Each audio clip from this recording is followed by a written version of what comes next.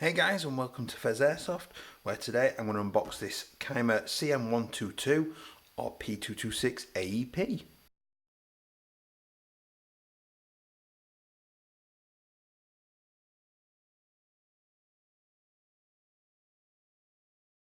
Hi guys, and welcome back. Pheas here. If you do enjoy my content today, please do consider liking and subscribing because it really helps me out. That said, we're going to get started. So hopefully you've seen my second big unboxing recently, where this little beauty came out of that unboxing. So this is the new MOSFET edition of the AEPs that CYMA are doing, and it's quite nice to see that they're doing something with that, just because a little Lipo on its own can only do so much, and I'm really keen to see just how much difference that MOSFET actually makes in this little system. So we'll get started with the box, just quite standard plain box, just telling you that it's an Airsoft pistol series MOSFET edition. You've got a nice picture of it on the side, a little bit of a warning, camera on the other end, a little bit of stuff on the back just telling you it's got upgraded gearbox steel bearings. Now that's suggesting that there's a Lipo battery in here and a micro USB charger, and that it's a MOSFET as well. That's quite interesting. I didn't realise that from the product description, so I'm quite interested to see what's actually inside here. So we've got a little notice, MOSFET version of the pistol lithium battery charging instructions, just indicating how you should actually charge the lithium ion battery that comes with it. That's quite interesting. Then we've got the actual manual itself, indicating just the separate parts of it working, how to insert the battery, and so on, and the fire selector. Again, that's mostly in English, not amazing quality English, but you know, still good all round. The diagrams are excellent, just to help see how things have gone together, just in case you do have issues in the future, but this is obviously based off the non-MOSFET version. Get a little target and a little bit of a manual in Polish and English, and that's from Taiwan Gun themselves. A little bit of foam. So there we have the pistol itself. So we've got a speed loader to help us load the mags, quite handy to have. A little bag of twos, you know what I'm going to say, I'm sure. There is a charger, so that is a USB charger, I'm guessing to plug into a phone charger, what have you, with a connector on the end for the Lipo. That's actually really interesting. Now, I'm guessing the Lipo is possibly inside as well. Inside the box, I'll double check, there is a cleaning rod. And that's it. So I'm guessing if the battery is in here, it's inside here already. So I've got a little tag indicating it's hop up. Now, straight away, there is quite some weight to this. I'm not sure why that's as loose as that and dropping down. That might be damaged out of the box. I'll have to investigate that in a minute. So you've got your selector there, single shot full auto, your mag release, and these are the same style mags as the Glock AEP users. There's definitely more heft to this, and this pistol grip's definitely thicker than I remember a gas P226 being. So we'll just release that. There we go. So to pull the trigger handle, the hammer back, and push the button down, it releases the top slide. And there is the battery, and I'm guessing that is the Lipo as well. Just as a side note, that is all metal with two screw heads in here that release the rear sight, but the front sight is actually cast into part of the top slide. But that has removes quite a bit of the weight from the pistol by removing that.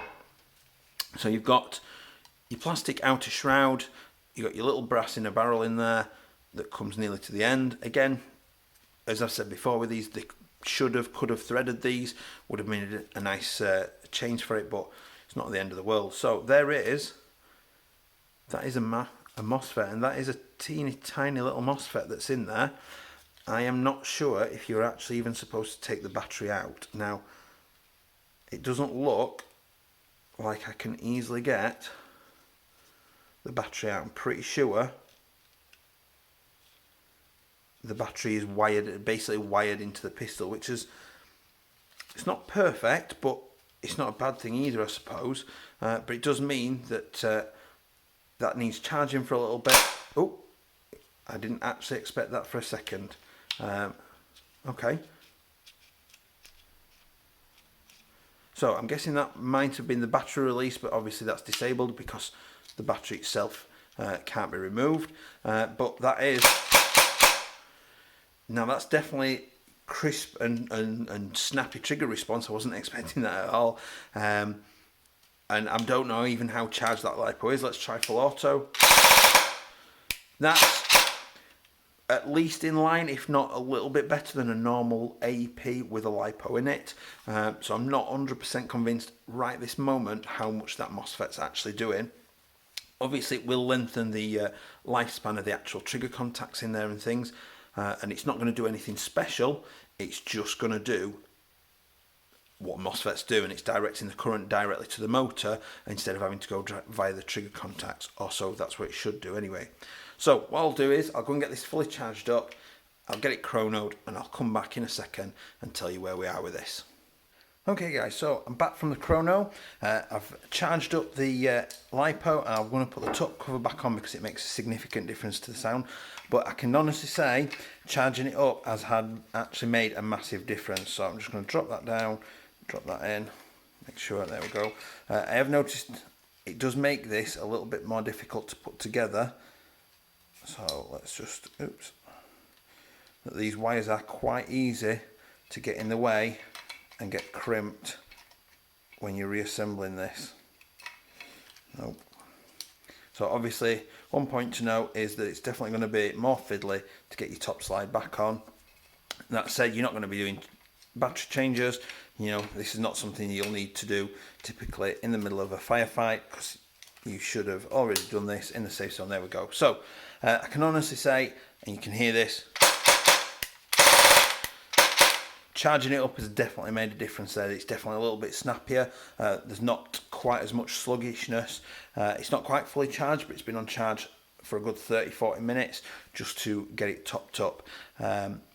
FPS wise, it's doing about 197 FPS, so just under 200 FPS, which is pretty damn decent really. The magazine held all the BBs as it should perfectly and fed every single last one without any issues. And that was chronoed with the hop fully off. Now with the top slide on and the mag in, there is some nice weight to that, and people with gas blowbacks are going to feel used to that sort of weighting. The pistol grip, I've owned a Tokyo Marui P226 many years ago, and I don't recall the pistol grip being quite as big as that, but then I have got big hands, so I do actually find that quite comfortable, and if I've got gloves on, it should still be alright. The mag release is not the easiest to get to, particularly if you've got gloves, but it's not going to be mega hindering to get hold of it and drop it out. Fire selector, particularly if you're holstering it on your right hand side, it's probably going to get easily caught and knocked and switch between firing modes, which is important that you check that frequently. Notice that that's gone back now because I messed with the battery and it pushed back down on that. And that must have been the battery eject. So you know, you will have to sort of keep an eye on the fire selector just in case. Particularly, I know a lot of sites like to run single shot only days or single shot only games and things like that. So that will get knocked easily. You know, it barely takes much of a touch and you flicked the fire selecting mode. But out of the box, I'm pretty happy with that in terms of feet per second. I'll be interested to see what kind of range it's getting, and I'll get that out range on soon, and I'll give you a review update once I've had the chance to use it a little bit. I might even take it out with some of my long Glock mags and see if they fit and feed all right in this. Other than that, it's looking a pretty decent package. I'm impressed that CYMA or CYMA, whichever you want to call it, have managed to get a MOSFET in this and a Lipo at the same time, and sort of do it as a single package. Really good to see, really. So I'll leave the usual pictures. Please do like and subscribe, and I'll see you next time. Bye.